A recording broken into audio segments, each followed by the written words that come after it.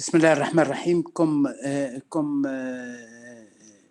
je viens de vous dire, nous avons l'immense plaisir aujourd'hui de vous recevoir dans le cadre d'une rencontre organisée par la coordination des organisations islamiques suisses, KIOS, la plus ancienne fêtière qui représente les musulmans en Suisse, membre du Conseil suisse des religions, et en collaboration avec l'Académie diplomatique africaine et en collaboration avec le programme MIRAD, le programme européen piloté et dirigé par notre cher ami et notre frère docteur Yamin Sitoul, que je profite de l'occasion pour lui remercier pour l'effort et le soutien pour cette action et pour toutes les actions organisées par notre équipe. Aujourd'hui, nous souhaitons traiter avec vous le sujet de l'aumônerie musulmane au sein des armées, les principes et les défis. Mais permettez-moi, avant de passer la parole d'abord au président de KIOS, puis à Dr Faïd Saïd, en tant que représentant de la section des affaires religieuses au sein de l'Académie diplomatique africaine. J'aimerais bien souhaiter le bienvenue à son Excellence aussi, professeur Benoît Ngom. Benoît Ngom, président de l'Académie diplomatique africaine. Je vous demande d'abord, s'il vous plaît, permettez-moi, par solidarité et une pensée pour les victimes du catastrophe naturelle en Turquie et en Syrie, une minute de silence.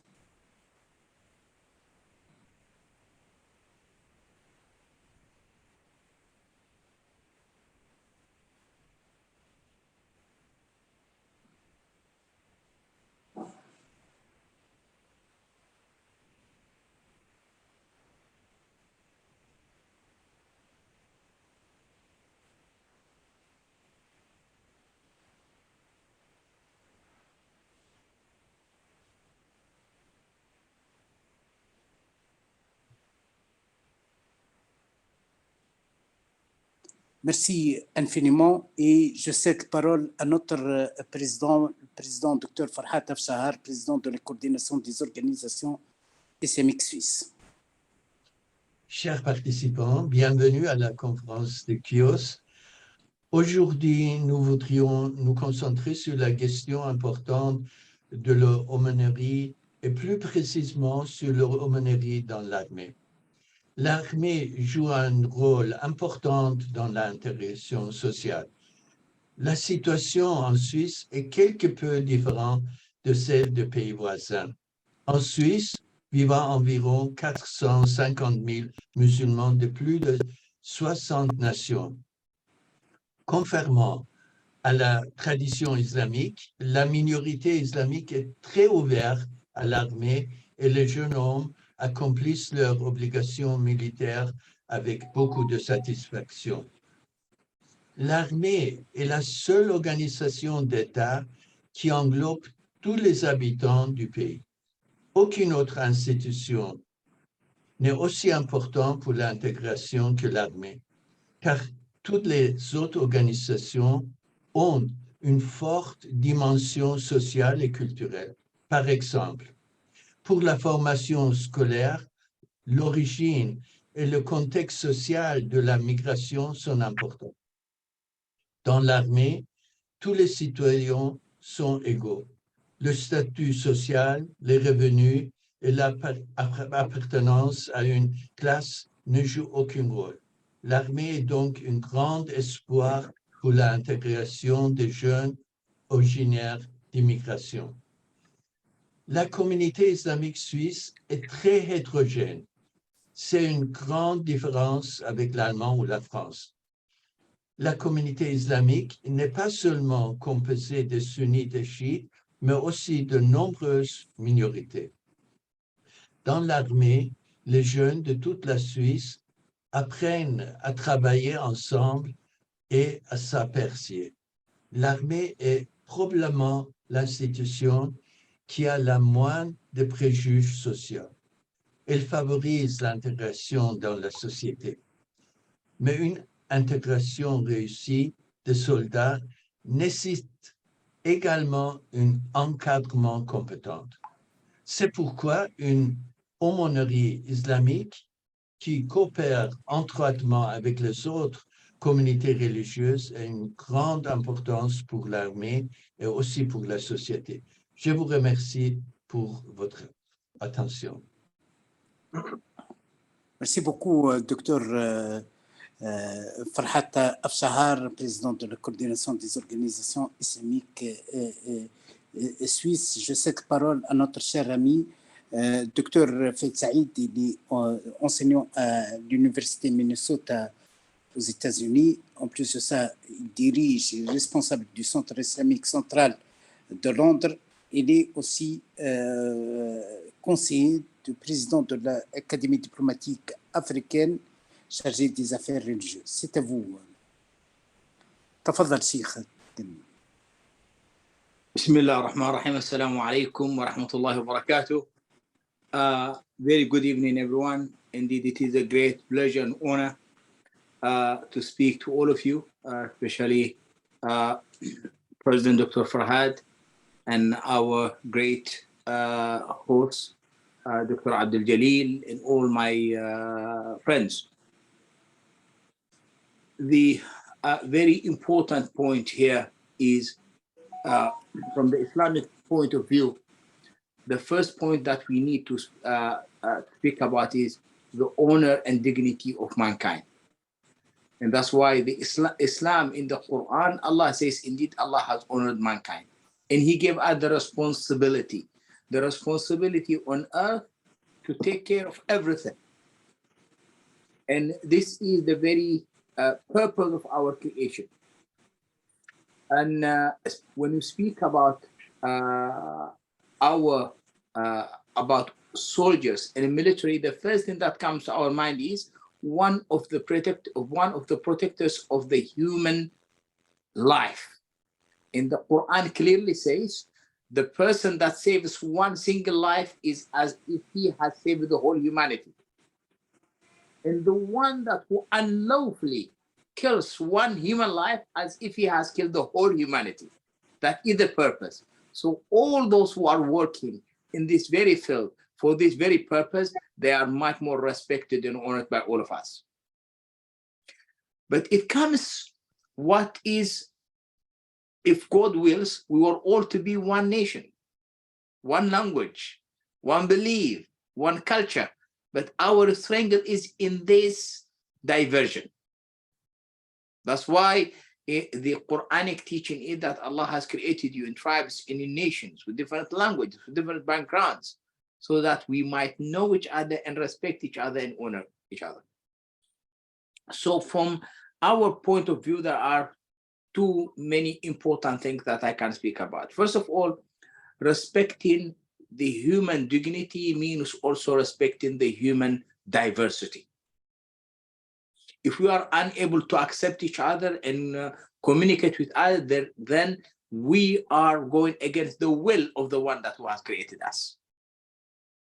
The second point is as well, within all our agencies that are working to protect our communities, our main thing is what are the principles that carry with them from their religion. The principle of justice. This is one of the most important elements. And that's why Allah, the Most High, called himself the absolute just. So every single one in this community, they are working to implement that. And peace. And that's why one of the names of our God is the absolute peace. With that comes as well spreading that kindness of mercy and care for all of us as humans on earth. And I think it is very much important to thank all the countries that have allowed for this diversity to flourish, because there are many others that they don't allow, they don't take, that there are some ones that are different than them. So we have to give our thank and our support to all those who accept this kind of diversity. And also to encourage others to follow the same line of that we are all creation of God and we have to accept each other. And also when it comes to implementing our religious teaching, I think I will remember the saying of our beloved Prophet, peace and blessing be upon him, when he said, when they asked him, who is the best of humans? He said, the one that who is in the benefit of others. خير الناس أنفعهم للناس.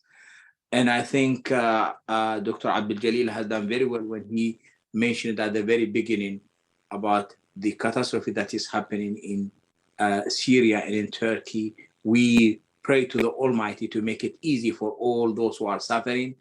And we appeal everyone that can afford to be in help of others to do. On behalf of the ADA, I thank our host and I thank you all, and I wish you a successful discussion. Assalamu alaikum wa rahmatullahi wa barakatuh.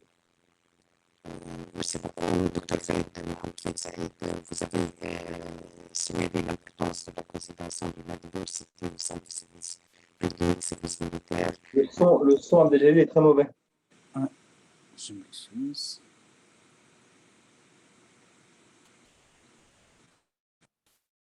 Est-ce que maintenant c'est bien? Là c'est bon. Oui, merci beaucoup, Sidi Gami. C'est toujours noble dans votre soutien pour les autres. Alors, merci beaucoup, Dr. Fayed Saïd. Vous avez signalé, vous avez insisté sur l'importance de la considération et de valorisation de la diversité au sein du service public, la diversité humaine, vous avez évoqué ça, la diversité aussi, la reconnaissance de la diversité de connaissances religieuses. Merci infiniment. Alors, avant de commencer à donner la parole à nos intervenants, il y aura 15 minutes par intervenant. J'aimerais bien vous transmettre les questions de quelques participants. Nous souhaitons savoir les outils, l'esprit de la création de l'aumônerie musulmane. Est-ce que ça a été dans le but de banalisation du fait religieux, de banalisation des pratiques religieuses au sein des services sensibles? Est-ce que c'est la considération de la diversité? Est-ce que c'est à titre préventif? Quels sont les objectifs? Quelles sont les méthodes aussi? Quelles sont les méthodes? Comment nous devons traiter et considérer la communauté musulmane, le pratiquant musulman engagé ou en train de servir au sein du service militaire? Il y a des autres questions concernant, par exemple, la considération de la diversité même au sein de la communauté musulmane. Est-ce que vous pensez qu'il faut une aumônerie sunnite, une aumônerie chiite qui est capable d'établir la boîte d'outils, les questions référentielles? Par exemple, en Suisse, on a un centre qui s'appelle Centre Islam et Société, qui est une manifestation d'échec, d'abord, d'échec de la compréhension de l'islam et de la société, qui essaie dans un cadre de business et aussi de camaraderie parfois avec des saints politiques, de faire une arène sur la communauté musulmane. On aime étudier l'islam sans avoir un rôle actif et effectif de la communauté musulmane. C'est à vous alors de nous donner quelques réponses, et j'aimerais bien céder la parole à notre ami qui souhaite garder l'anonymat. C'est un ancien aumônier musulman. Merci infiniment d'avoir accepté notre invitation et d'avoir le courage aussi de témoigner. C'est à vous, monsieur. Oui, je bonjour. suis devant l'obligation de ne pas nommer ce monsieur, que je m'incline devant lui par respect et reconnaissance. C'est à vous, monsieur. Ben, tout d'abord, bonsoir et merci beaucoup pour votre respect de mon anonymat. Je tiens vraiment à vous remercier pour l'honneur qui m'est fait, et d'autant plus que c'est la première fois que je m'exprime depuis 4 ans et demi. Donc volontairement, pour tout vous dire, c'est selon une initiative collective avec Monsieur Setoul, que j'ai accepté de vous apporter ce témoignage. Quelques minutes, je ne serai pas très disponible longtemps, mais Oui, pour moi, c'est une première. Donc, c'est vraiment, je vais parler pour la première fois de cette longue expérience que j'ai pu avoir à l'aumônerie musulmane aux armées françaises. Et j'en suis très ravi. Et encore une fois, je vous remercie beaucoup pour le respect de cette confidentialité. Euh, peut-être souhaitez-vous entendre quelques grandes lignes sur le fonctionnement de l'aumônerie musulmane française telle que je l'ai connue, accompagnée oui, dans sa genèse, c'est-à-dire en fait dans son commencement, dans sa bidaya, dans ses prémices. Euh, Peut-être rappeler que c'est un processus de l'histoire qui continue un petit peu encore aujourd'hui, après une histoire, comme vous le savez, de la colonisation française dans des pays à majorité musulmane, et qui fait qu'après des flux migratoires, des trajectoires résidentielles d'immigration, nous avons pu donc connaître une démographie de personnes qui sont nées sur le sol français, qui ont grandi, qui ont suivi une éducation, mais de la même manière que les autres immigrations dans les autres pays, que ce soit en fait du continent indien, du continent en fait africain subsaharien, du continent également en fait du Moyen-Orient, qui ont pu aussi aller dans d'autres pays que la France. Donc, quelque part, c'est une logique, je dirais, institutionnelle d'une armée qui a donc vu sa population se modifier, et puis aussi une logique de représentativité d'une religion, une normalisation en quelque sorte, qui va donc chercher du contenu religieux, du contenu cultuel et de la caractérisation, c'est-à-dire en fait mettre du sens réel dans une foi pratiquée à l'intérieur d'une institution très rituelle, rituelle au sens codifié, une armée qui fonctionne avec donc des symboles, une culture, des comportements, une mémoire, une histoire pas toujours belle, des histoires aussi, des pages sombres, et qui vont faire que il va y avoir une rencontre de cette population musulmane de plus en plus nombreuse, visible, active, présente, et qui va aussi connaître des prises de responsabilité et donc forcément des réflexions éthiques, des réflexions déontologiques de l'usage de la force dans un monde où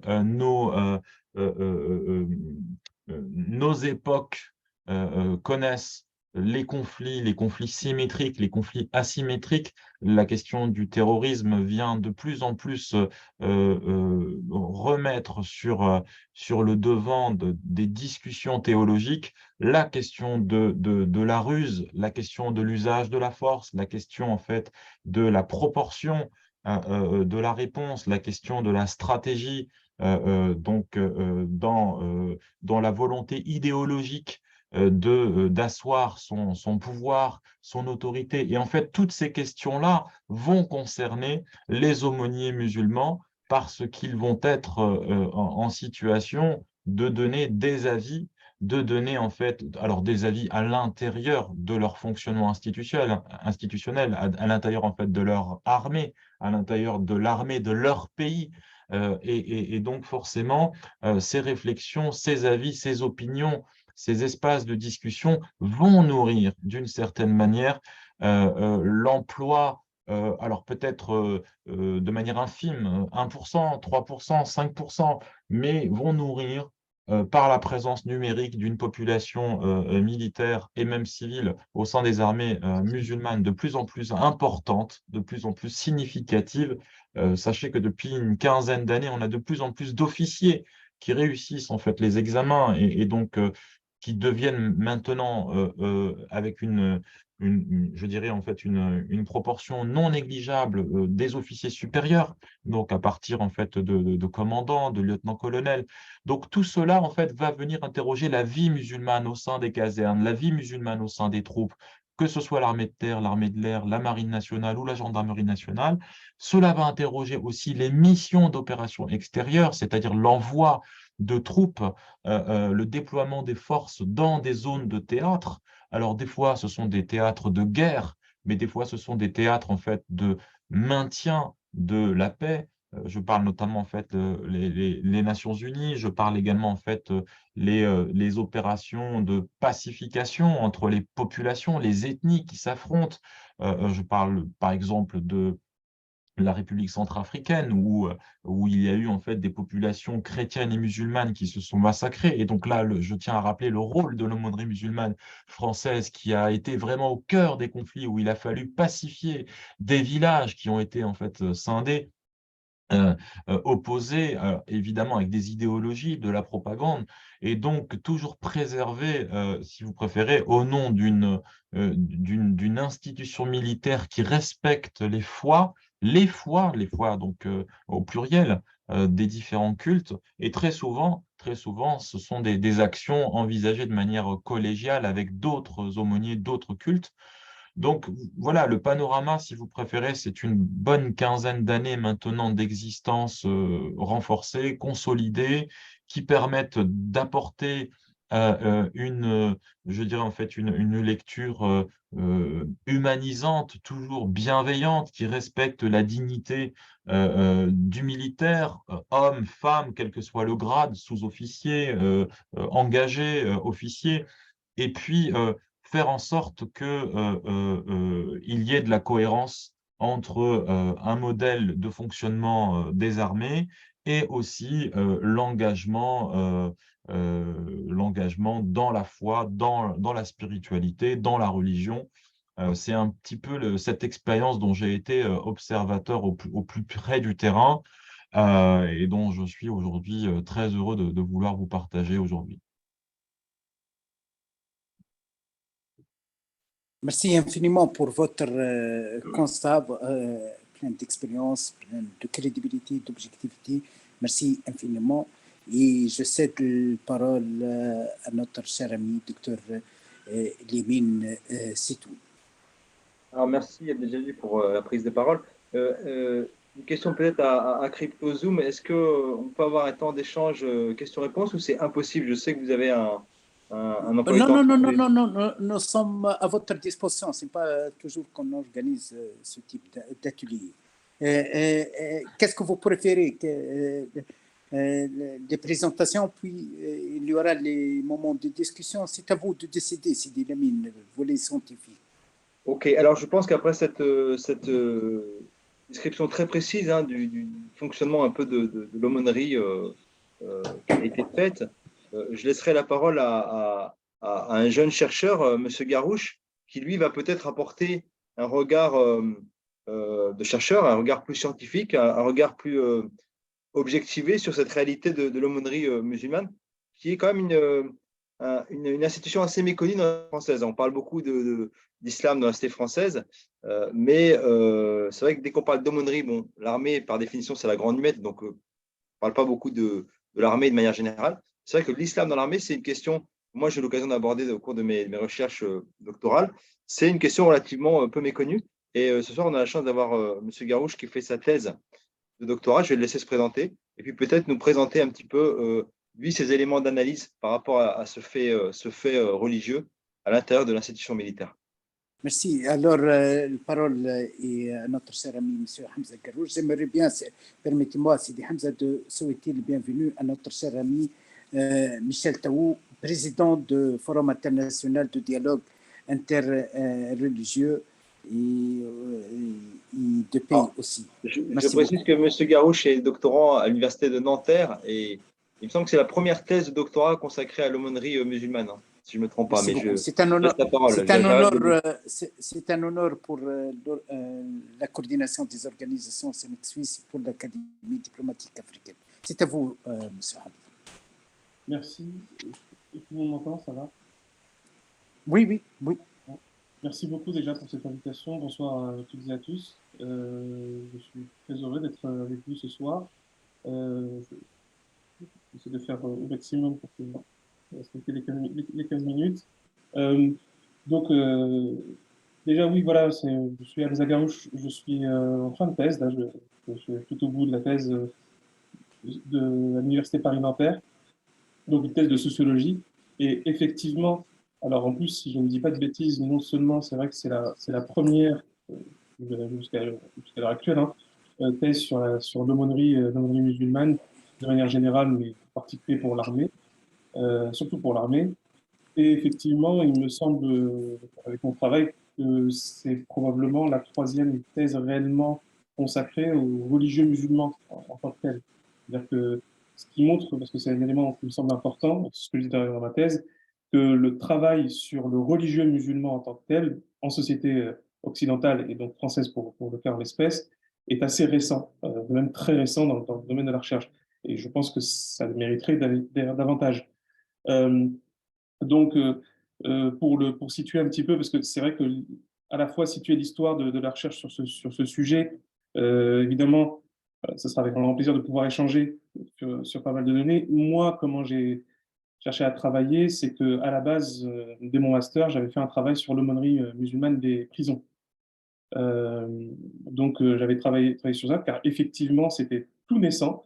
D'ailleurs, euh, limite, hein, c'est vraiment un hasard du calendrier, c'est-à-dire que je terminais mon Master 2 au même moment que sortait un bon et gros travail de recherche qui a été fait par, dirigé en tout cas par Claire de Galenvert et Céline Béraud sur de la religion en prison, qui a accordé une place importante sur les aumôniers musulmans en particulier, qui était vraiment assez intéressante. Et puis bah, moi, en fait, j'étais vraiment en train de le faire en même temps. Je terminais mon mémoire sur ce sujet-là. Et je constatais évidemment que c'était un sujet qui était très peu abordé, très peu analysé, qui lui-même montrait quelque chose, on va dire, dès une première information intéressante, si je puis dire, c'est qu'en réalité, justement, dans les structurations musulmanes en général et celles qui vivent en Occident, en Europe, euh, dans même la formation dite religieuse, la place accordée à l'aumônerie n'était pas forcément prioritaire. On va dire très clairement, on n'investissait pas toute une énergie là-dessus. Ou du moins, pour le moins, on pensait de toute façon que l'aumônier était une extension de la figure de l'imam. Et on considérait justement que ben, un bon imam ferait a fortiori un bon aumônier. Ça, c'est pour le côté, j'allais dire, un peu structurel du côté des institutions musulmanes. Pour revenir sur la question un peu plus de la sociologie française, moi, mon travail, c'était de faire en fait un travail en 3 temps. Un premier temps, c'est une socio-histoire. C'est évoqué effectivement par l'aumônier qui a pris la parole. Parce que c'est exactement ça, c'est-à-dire de situer en fait l'institution même de l'aumônerie en général en France, comment elle s'est faite, pourquoi elle s'est faite aussi, parce que c'est intéressant, autant il y a une impression, comme on dit, de permanence, c'est une évidence, il y a toujours une aumônerie dans l'armée française, enfin, c'est la pression, hein, et qu'elle a toujours été catholique. Bah, en fait, dans mon travail, je constate que bah non, en fait, elle est beaucoup plus récente qu'elle ne paraît. Et surtout, elle est moins endogène qu'elle ne semble montrer. C'est-à-dire qu'en fait, l'aumônerie catholique, pour aller sur les origines, bah, n'est pas 100% catholique. Et elle n'est pas d'origine purement chrétienne. Et ça aussi, c'était un élément intéressant de voir que c'est par les interactions dans l'histoire tumultueuse, surtout du XVIe, XVIIe siècle, que va émerger cette idée qu'il faille un intervenant religieux au sein des armées. Et qui pourrait s'inscrire dans cette idée que parce que j'ai entendu parler justement de cette idée d'assistance spirituelle, de soutien moral. Ben, en réalité, c'est que la première, de ce que j'ai pu voir et étudier, mission de l'aumônier militaire, pour revenir sur l'armée, ça a été d'abord l'encadrement éducatif. On a des troupes en fait qui sont très indisciplinées, qui sont très peu éduquées. Et ben en fait, l'aumônier va être un garant éducatif et moral de ce point de vue-là des troupes, engagées. Et de là, évidemment, va progressivement s'affiner avec un rôle qui va évidemment gagner en importance, surtout avec la guerre de religion. Et ensuite, dans les guerres dites modernes, donc dès qu'on arrive au 19e, hein, vers la fin du 19e, où là, il y a plus de victimes, la violence, entre guillemets, Alors, est-ce qu'elle est plus importante? Pas à ce point-là, mais voilà, elle va changer. Et on voit qu'il y a par exemple un basculement aussi dans l'histoire de l'aumônerie militaire à partir de la Première Guerre mondiale, évidemment, où l'aumônerie catholique va même déployer un contingent énorme d'aumôniers, vraiment, je pourrais pratiquement parler de légions d'aumôniers militaires pour accompagner en fait le drame hein, de la Première Guerre. Et là où je situe dans ma socio-histoire le rôle en fait de l'aumônier musulman, pour remonter là-dedans, c'est que quand je parle de l'origine pas forcément catholique de l'aumônerie militaire, en réalité, on voit, parce que le lien peut sembler pas forcément évident, mais comme la première mission était de cet encadrement éducatif, ben on constate que la première forme d'encadrement éducatif institutionnalisé, c'est celle des janissaires dans l'Empire ottoman. C'est-à-dire qu'en fait, les janissaires vont instituer religieusement. Alors, il y a des ordres, hein, qu'on soit bien clair, il y a des ordres. Et c'est pas du tout pour montrer qui est le premier ou quoi, mais c'était davantage de voir que de point de vue institutionnel, parce que concrètement, les armées dites modernes vont tendre inévitablement vers l'idée d'armée de métier. Car avant, on avait les nobles qui étaient des officiers, et puis ensuite, tout ce qu'on appelait les soldats étaient des engagés volontaires, bien souvent des mercenaires. C'est vraiment très tardivement, c'est-à-dire 17e, 18e siècle, et encore plus évidemment au 19e, qu'on commence à avoir des soldats de métier. Et c'est vraiment dans ce contexte-là, le modèle en Europe du soldat de métier, c'est le janissaire. Parce que le janissaire, hein, enfant enlevé par les troupes ottomanes dans les troupes conquises, surtout dans les Balkans, mais pas que, qui est soustrait à ses parents et qui ensuite est généralement d'origine non musulmane, est converti dans la maison des janissaires et éduqué, c'est un élément extrêmement important, éduqué religieusement et militairement pour devenir en fait un bon soldat. Et quel bon soldat, parce que les janissaires deviendront littéralement sont devenus le corps d'élite de tout l'Empire ottoman pendant au moins 3 siècles, hein, 3 bons siècles. Et de ce modèle-là, en fait, on le voit, il y a une thèse qui en a parlé. Il n'y a eu pas beaucoup de travaux, hein, d'ailleurs, sur les janissaires, vraiment pas beaucoup. Il y a une thèse qui a été faite à la fin du 19e, en 1800, il me semble que c'est en 1880, sur les janissaires en France, et qui expliquait justement cette origine moderne dont on tirait les janissaires. Donc, en gros, je vois bien, j'ai essayé de montrer cette tension entre l'origine catholique où l'aumônier va avoir cette place extrêmement importante, qui consiste en fait à apporter un soutien moral, mais aussi un encadrement éducatif et donc moral. Et en réalité, cette acculturation que je qualifierais d'ottomane, qui va permettre de donner en fait un nouveau rôle religieux au sein même de l'armée. Bien entendu, le catholicisme va élaborer un élément doctrinal qui va prendre son temps et qui va bien s'installer jusqu'aujourd'hui, en prenant des références à Saint Vincent de Paul, Saint Martin de Tours pour remonter encore plus en arrière. Ensuite, il y aura une théologie qui va s'écrire sur la théologie de l'engagement militaire de l'aumônier. Et de là, en fait, arrive, j'ai envie de dire, le deuxième temps, c'est le temps où il y a eu une abolition de l'aumônerie hein, dans l'armée. Hein. À un moment donné, on a arrêté avec l'aumônerie. Ce fut bref, mais ça a eu lieu quand même. C'est en 1880, si je ne dis pas de bêtises, dans cette phase que justement l'Église catholique qualifie de très anticléricale, très laïque. Et donc là, en fait, vont émerger donc cette nouvelle problématique, si je puis dire, qui est la laïcité, qui n'est pas si nouvelle pour nous et qui est toujours d'actualité. Et dans cette idée donc, de laïcité, où on veut séparer, en fait, et surtout mettre à distance le poids du pouvoir politique que pouvait avoir l'Église catholique, la loi de 1905, et c'est là qu'on peut comprendre quelque chose de très intéressant, c'est que la loi de 1905 ne va pas, justement, ne va pas amplifier ce mouvement anticlérical comme certains le pensaient, mais va vraiment pacifier le débat politique lié à la religion en instituant, en formalisant et en officialisant le cadre religieux au sein du service public. Et c'est là que l'aumônerie est instituée légalement dans la loi de 1905, en son article 2. Et à partir de là, on va voir que, mine de rien, hein, c'est important, c'est que la loi sur la laïcité, la loi de 1905, est déjà dans cette logique intégrative de liberté des cultes. et de permettre la diversité du culte. Alors, à l'époque, en 1905, ce n'était pas une immense diversité, si je puis dire. Et en plus, évidemment, avec il y a un très bon travail qui a été fait par une historienne de Lyon, si je ne dis pas de bêtises, sur l'Algérie coloniale, qui montre bien que le dossier musulman était alors non pas endogène, mais je dirais et pas forcément exogène, mais était problématique. C'est vrai. Et c'est là qu'on arrive sur le troisième élément, c'est l'élément sécuritaire.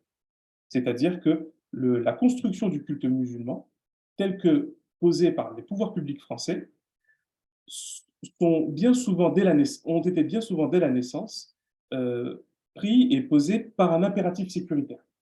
Et ça, on le voit surtout avec la dimension coloniale. Par exemple, il est démontré que lorsque la loi de 1905 s'applique et l'Algérie est française, eh bien, les lois de la séparation vont avoir pas mal de mal à avoir de l'effet dans le département d'Algérie. Et ce problème-là est littéralement lié à la préoccupation, qui est même une obsession des autorités coloniales, de la question de sécurité. Et donc, j'ai envie de dire, je terminerai moi là-dessus parce que j'essaie de donner une perspective, mais c'est qu'on peut relever trois choses. La première, c'est qu'à l'heure actuelle, lorsque l'aumônerie musulmane tout court apparaît en France, c'est-à-dire se structure officiellement, c'était 2006, c'est explicite. C'est-à-dire que là, j'ai presque envie de dire, on n'avait même pas besoin de faire notre travail de sociologue. C'est explicite, on parle de lutte contre le terrorisme. Là, en fait, en gros, tous les travaux dont je viens de vous parler sont confortés par cette position officielle des pouvoirs publics qui dit sa préoccupation sécuritaire en considérant qu'il faille instituer une aumônerie musulmane. Alors, et c'est pour ça que c'est à la fois intéressant, mais c'est ambivalent, c'est que les pouvoirs publics, donc, par le bien de préoccupations sécuritaires, littéralement la quasi-totalité des prises de parole publiques sur la question de l'aumônerie musulmane est toujours liée de loin ou de près à la dimension sécuritaire et au terrorisme.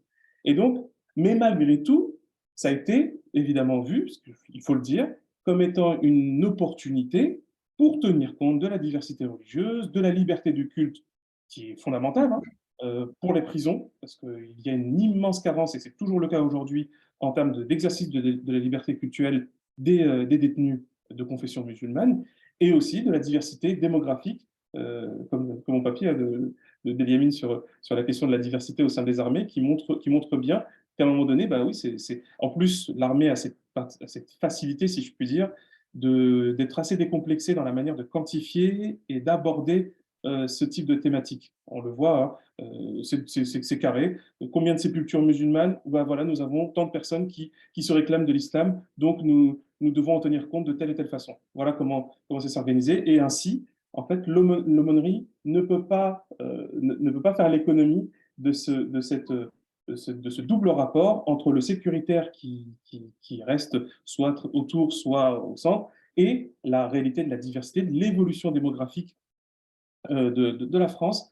Et pour finir, ce troisième point, c'est que là où c'est intéressant, j'ai un peu envie de dire que c'est la thèse de ma thèse, c'est que, et c'est particulièrement patent avec l'aumônier musulman des armées, c'est que, on peut le dire, l'aumônier musulman des armées représente une figure qui, selon moi, dépasse vraiment la simple figure de l'imam, d'ailleurs, quel que soit le type confessionnel, et qu'il est même raisonnable de parler que dans cette instance qui est l'aumônier musulman des armées, il y a indubitablement un islam français. Là, je prends pour le cas de notre contexte, hein, c'est-à-dire une structure cultuelle forgée de toutes pièces, mais pas exclusivement, bien sûr, mais forgée de toutes pièces par des instances françaises. Pas simplement politiques, d'ailleurs, hein, mais même aussi confessionnelles. Et ça donne lieu à l'élaboration d'un discours, de représentation et même de pratiques, alors toujours orthodoxes, entre guillemets, mais justement qui vont être inédites dans ce contexte-là, et c'est ce que j'ai pu relever du peu de terrain que j'ai pu avoir aussi sur... Merci, M. Garrouche. On est obligé de vous couper parce que le temps nous est compté et on pourrait vous écouter beaucoup plus longtemps. Effectivement, je crois qu'il faut insister sur cette double dimension. Pourquoi une aumônerie? Il y a à la fois une question de respect de la diversité, puisqu'il y avait des aumôneries catholiques, protestantes, israélites, mais pas musulmanes, donc il y avait une forme de différenciation, voire de discrimination.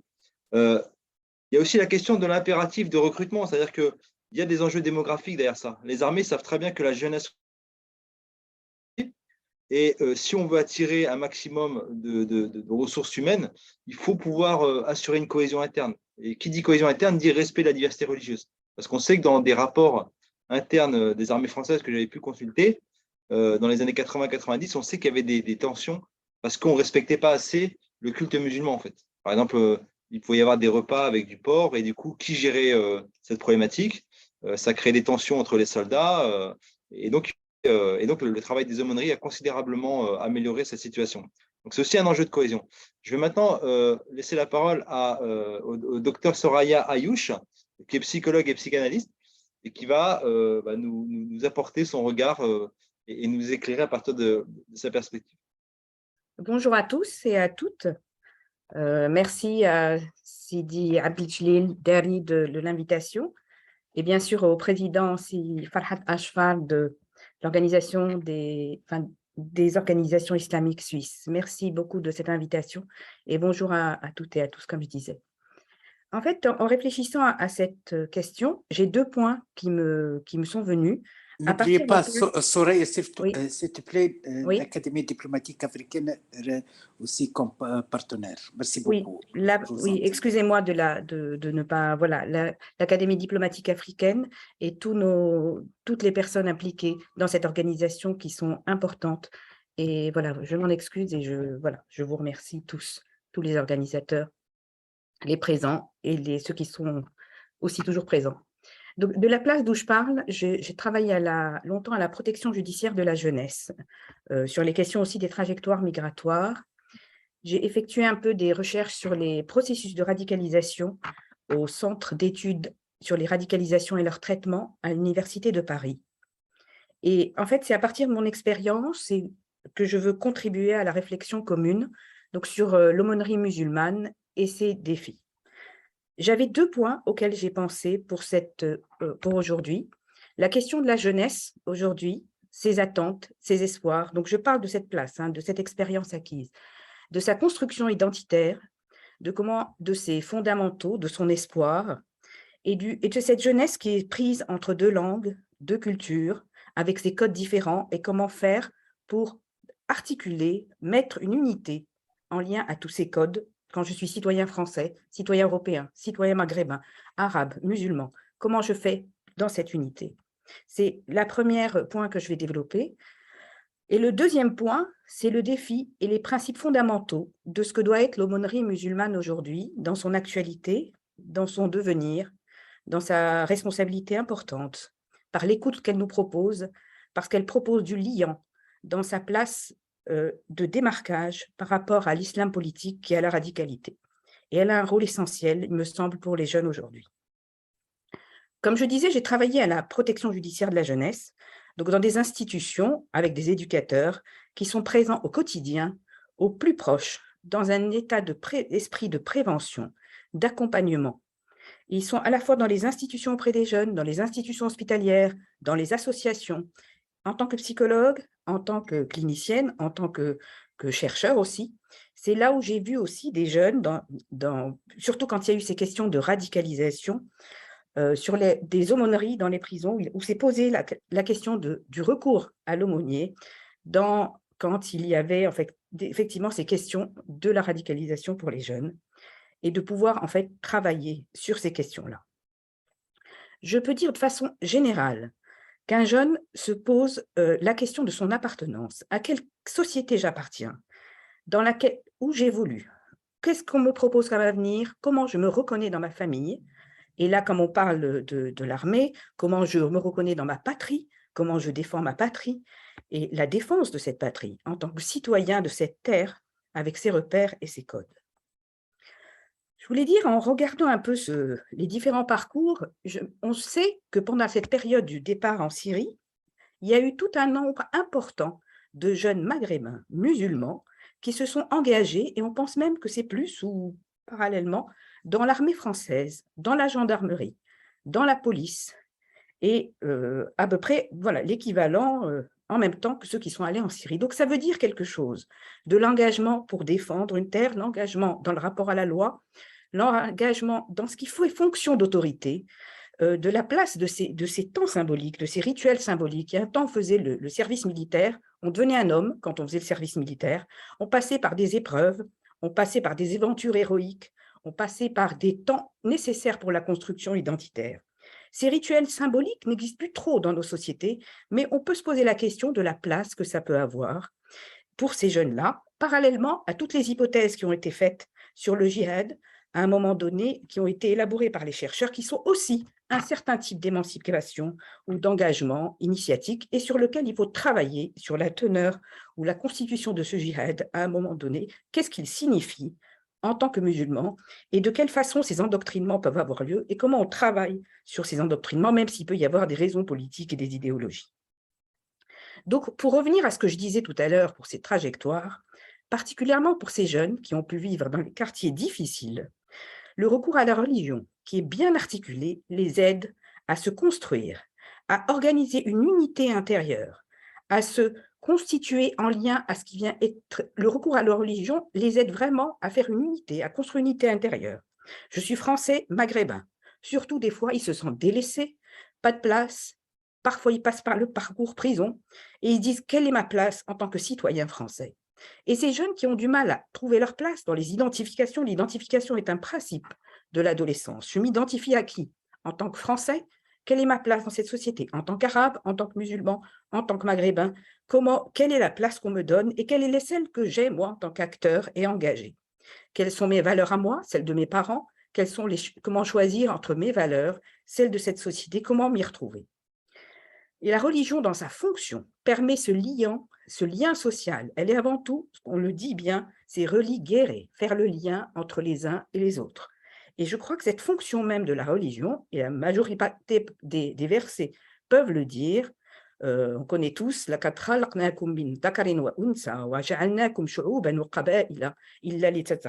nous avons créé d'un homme et d'une femme, nous vous avons fait de vous des peuples pour que vous vous entreconnaissiez. La diversité est au cœur de la question de l'islam. Alors pour ce qui est effectivement du rôle de l'aumônier, c'est là où on voit que son rôle est absolument fondamental dans la place de suppléance, dans l'aide à la verbalisation, dans tout ce qui a été dit sur le rôle d'éducateur, sur le rôle de donner du sens à cette construction identitaire, quelle place elle porte, elle est dans cette écoute, dans cette bienveillance. Il n'y a que les aumôniers qui peuvent être dans le non-jugement, mais aussi dans comment détricoter, comment construire un sens de l'islam. Et je vois des amis psychiatres qui travaillent en prison et qui me disent qu'à certains moments, on leur a dit qu'ils pensent, certains recruteurs les ont trompés et qu'ils essayent de retrouver par ces aumôniers la place et le sens symbolique pour eux de cet islam-là. Et là où l'adolescence, par exemple, peut poser des questions politiques, je veux dire, dans sa place, la place dans la cité, dans la question politique, on peut répondre aussi d'une autre manière avec le religieux.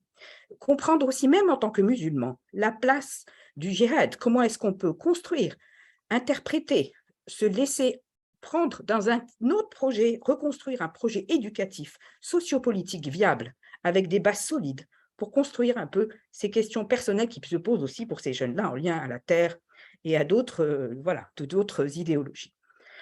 À mon avis, le rôle des aumôniers, mais ça c'est dans discussion avec vous, c'est vraiment un rôle fondamental.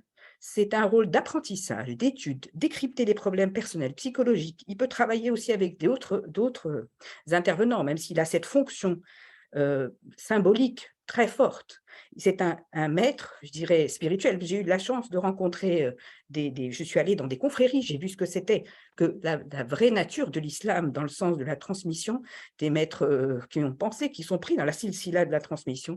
Et je crois qu'il y a quelque chose qui fait suppléance, qui vient garantir quelque chose d'une base identitaire, qui permet de construire l'éducation pour le jeune et pour les aspirations aussi, pour son pays, enfin de ce qu'il imagine. Hein. Là, je vais un peu loin. Mais je pense que c'est un rôle absolument indispensable et incontournable, et que c'est un défi. C'est un défi de rompre avec un certain islam politique, c'est un défi dans la violence guerrière, c'est un défi de construire des citoyens engagés en base idéologique dévoyée. C'est un défi d'aider à trouver des chemins de construction de la paix, là où il y a eu un terreau de violence, même dans la construction identitaire, de faire sortir des phénomènes d'emprise. C'est un défi de retrouver la paix intérieure qui vient du sentiment d'unité de soi, de construction de soi, de harmonisation de soi, et de sortir des dénis pour élaborer justement ce sentiment de soi et pouvoir en parler. Pour terminer, je voulais juste parler d'une petite histoire, mais qui est quand même une grande histoire, et qui montre cette question de la foi interne. Et ça m'a fait penser, parce qu'on parle de l'armée, on parle des légionnaires, on parle des soldats. Vous savez qu'à la fin de la guerre du Vietnam, il y a eu, M. Michel Tao-Chan présent pourra aussi en parler, il y a eu des légionnaires. La guerre, c'est dur la guerre. Je ne connais pas, mais enfin, on a tous été pris, entendus, pris dans nos histoires, celles de nos parents, de nos grands-parents. À la fin de la guerre du Vietnam, les légionnaires présents, qui étaient des légionnaires européens, français, mais aussi africains, maghrébins, de différents et d'Asie, ont construit à Hanoï une porte symbolique qui est Bab el-Maghariba, la porte de la paix et de l'espoir. Et pourquoi ils ont construit cette porte de la paix et de l'espoir? C'est qu'il y avait une foi en eux, chez ces légionnaires et chez ces soldats. Cette foi, c'est une luminosité intérieure. On peut penser l'environnement dans lequel ils pouvaient être. Bab el-Maghariba, actuellement, cette année au Maroc, ils ont construit dans une petite région à Knetra une autre Bab el-Maghariba, qui est aussi une construction dans l'idée de faire des ponts, de construire des liens, qui est aussi pour construire une image de paix et d'espoir. Et on sait tous qu'à Jérusalem existe une Bab el-Maghariba qui porte aussi la porte de la paix et de l'espoir des peuples. Voilà, je vous remercie de votre écoute. Et... Merci Madame Ayouch pour ce lien aussi avec la construction identitaire qui me semble aussi très important, puisque c'est vrai que beaucoup de jeunes sont en quête d'identité et c'est vrai que le métier militaire offre à des jeunes, à beaucoup de jeunes, parfois en situation d'échec, de mésestime de soi, etc., des opportunités de valorisation narcissique, de construction identitaire. Et moi, dans mes travaux sur le djihadisme, j'avais fait ce parallèle entre l'engagement militaire et l'engagement djihadiste, en montrant que des jeunes pouvaient parfois, paradoxalement, hésiter entre les deux formes d'engagement, parce que dans les deux cas, on retrouve une forme de valorisation identitaire, une famille, des relations affectives, etc.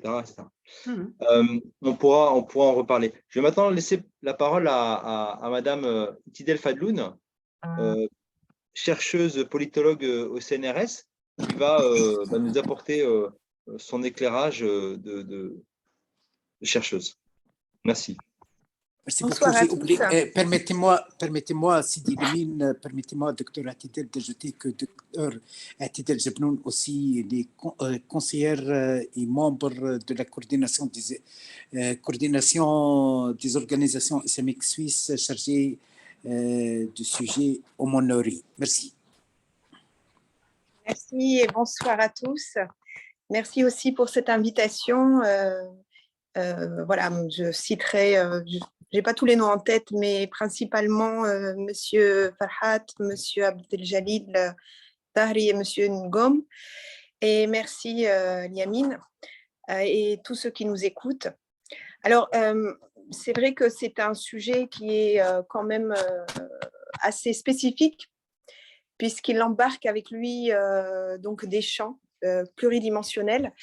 Sans reprendre un peu tout ce qui s'est dit, je vais effectivement être un peu dans la trajectoire de l'analyse de Souraya concernant des aspects psychosociologiques, mais toujours liés aux faits institutionnels, puisqu'il y a pour moi le spectre de la double allégeance qui est primordial dans ce genre d'analyse.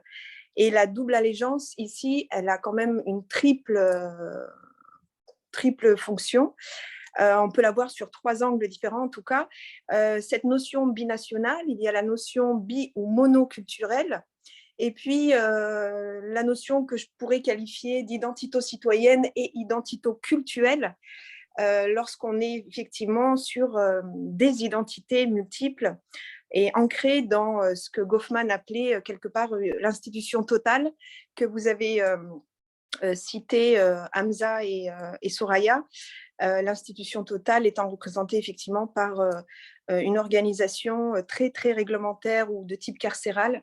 Et la problématique est d'autant plus complexe lorsqu'on a des individus qui intègrent plusieurs identités et qui entrent dans ces lieux.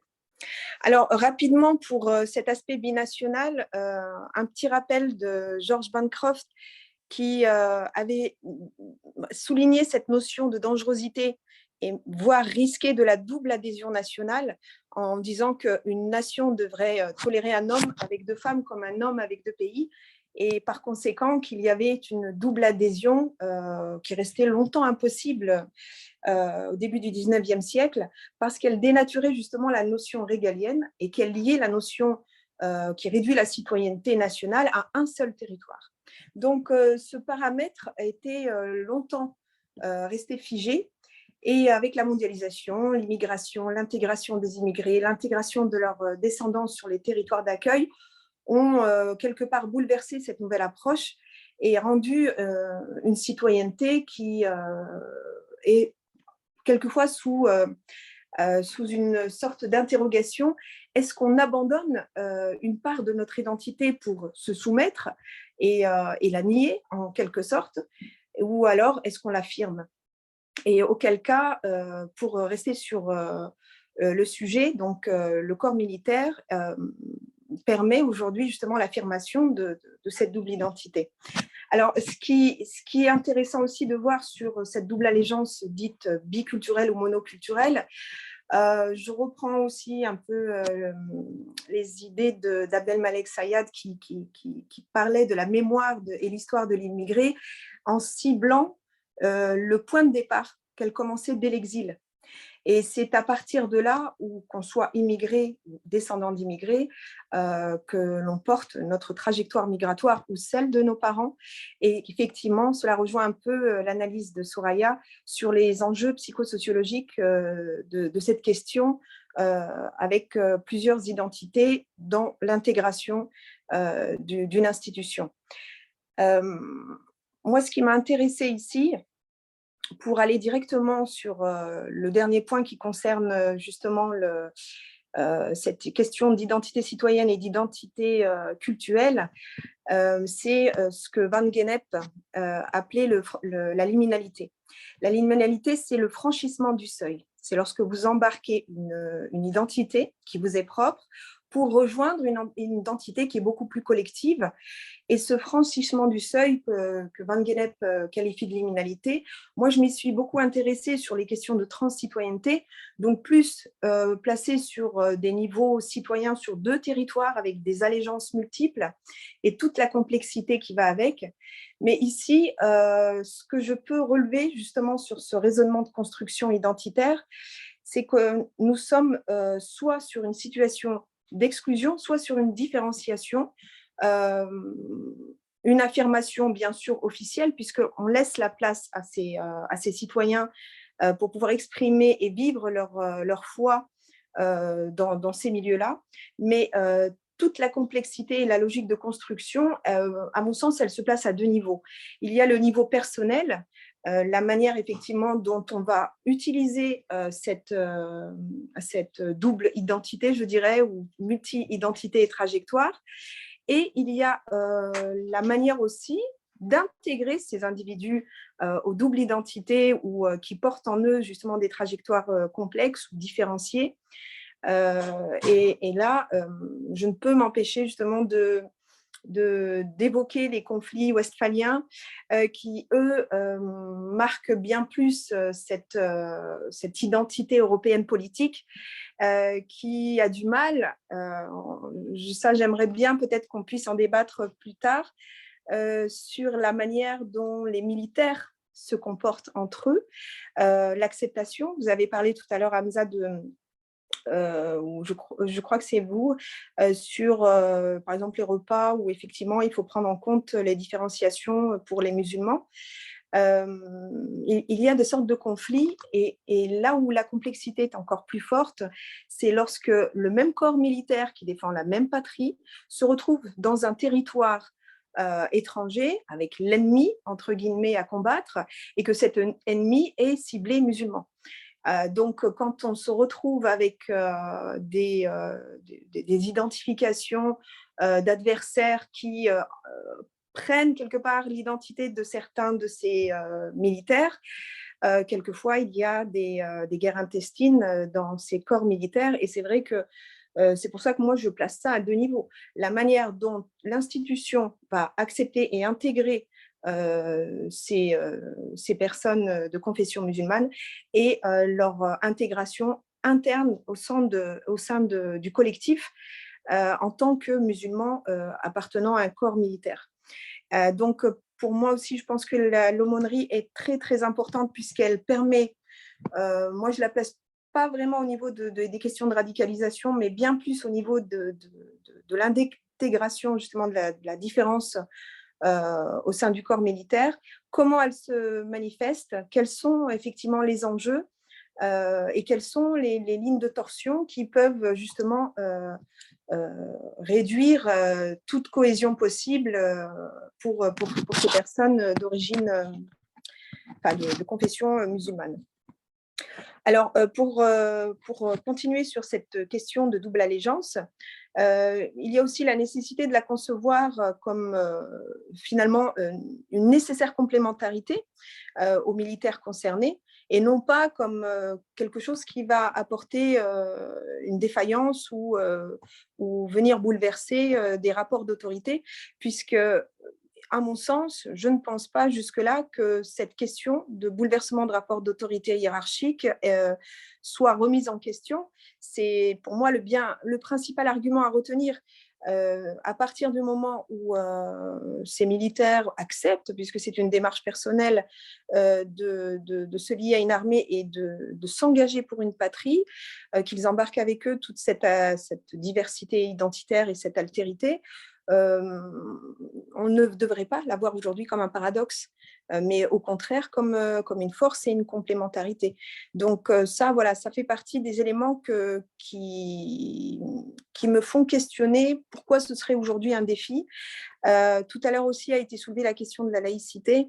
C'est vrai qu'en France, l'approche n'est pas du tout la même qu'en Suisse ou dans les autres pays d'Europe, puisque la laïcité, effectivement, est censée apporter une régulation dans les interactions sociales et au sein des organismes, mais quelque part, elle provoque l'effet inverse. Et on a vu, alors on parle aujourd'hui du corps militaire et de l'aumônerie, mais il y a eu aussi l'acceptation ou non de carrés musulmans dans des cimetières qui sont censés être interconfessionnels. Donc lorsque l'on place la dimension religieuse à tous les niveaux, il y a toujours ce spectre de l'islam qui revient pour un peu déboussoler toute la question de régulation. Et je pense qu'il faut vraiment prendre du recul par rapport à ça pour essayer de voir cette question-là comme un enjeu de socialisation où la question du rapport de domination imposé, à mon sens, n'est pas un défi, mais plutôt la question de l'affirmation qu'elle présente comme la possibilité donc de permettre justement à ces citoyens, puisqu'ils sont avant tout citoyens, de pouvoir laisser les identités s'affirmer, surtout quand elles ne représentent pas de danger de sécurité, et permettre aussi d'établir une certaine confiance, de remettre aussi l'épanouissement et le renforcement des acteurs dans leur fonction militaire. Donc, je pense que c'est vraiment là qu'il faut plus axer le travail et peut-être aussi faire de la médiation au sein du corps militaire, de ce que j'ai pu avoir comme lecture récemment sur les conflits internes qui sont, à mon sens, bien plus importants que ce qu'on peut voir de l'extérieur. Voilà, je vous remercie. Merci, merci Tidel. Effectivement, c'est une thématique qui est connectée à toute une série d'enjeux. Hein. La question de la laïcité, la question des discriminations, la question de l'allégeance, la question de la cohésion. Et je crois que tous les intervenants ont développé leurs propos, je crois, il me semble, hein, si je ne me trompe pas, Abdeljalil. Donc, oui,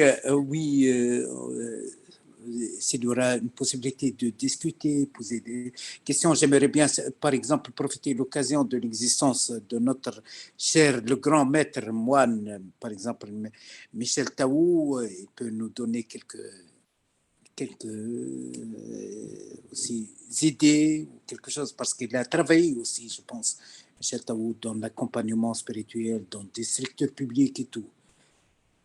Si Michel, est-ce que... Bonsoir, si Michel.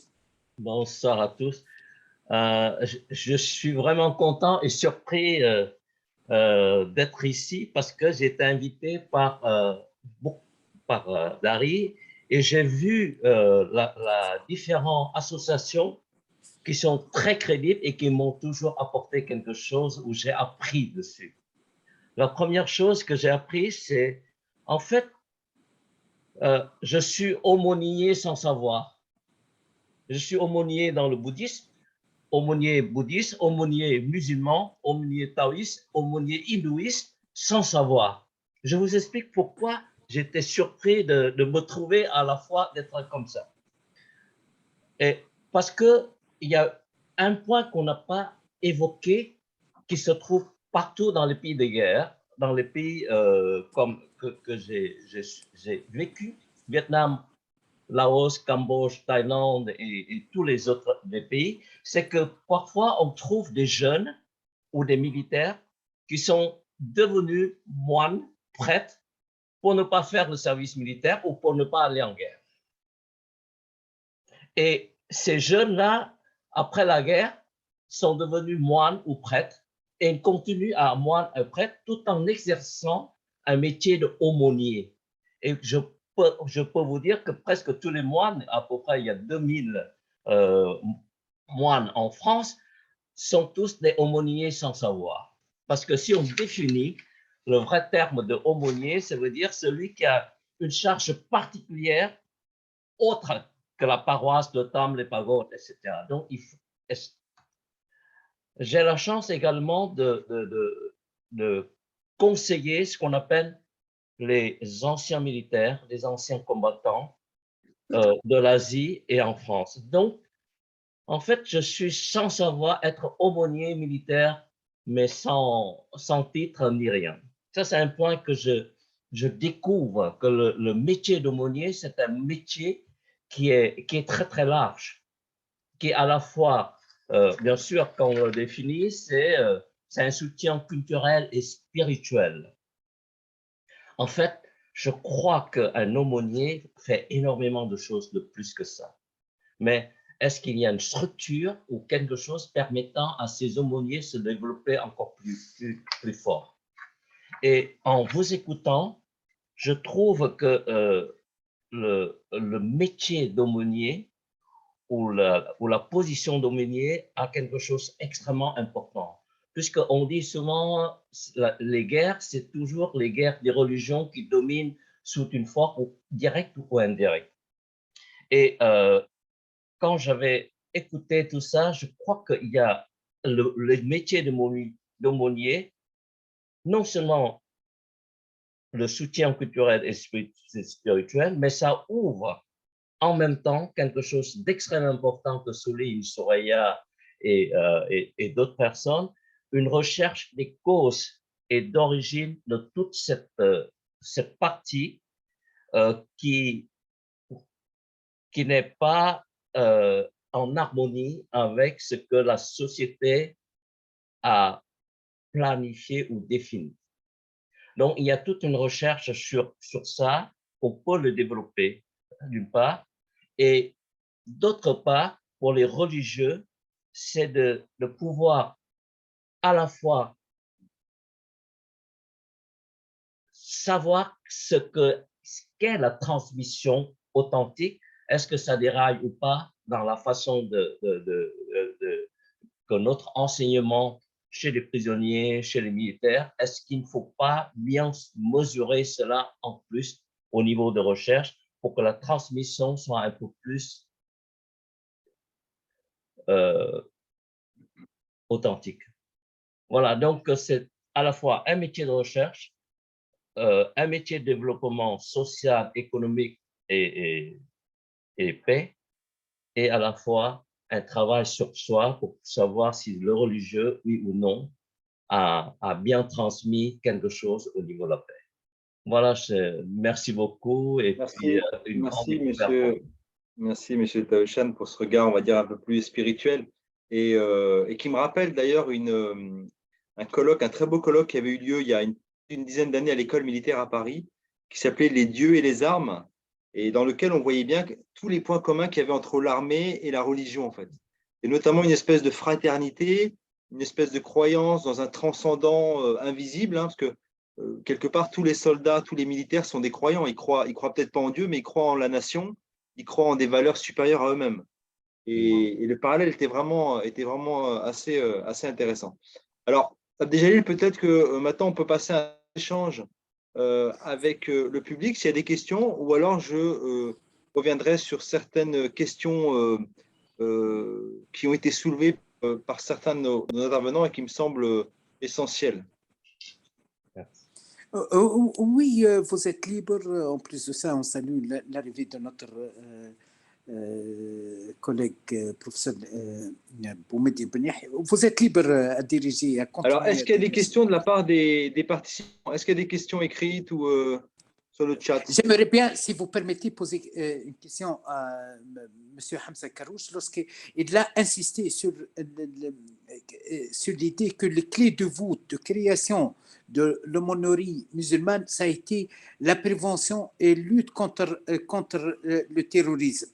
Est-ce que cette idée fondamentale de création de l'aumônerie musulmane a minimisé le champ d'action de l'aumônerie musulmane, a obligé parfois l'aumônier musulman de jouer le rôle de policier, d'indicateur,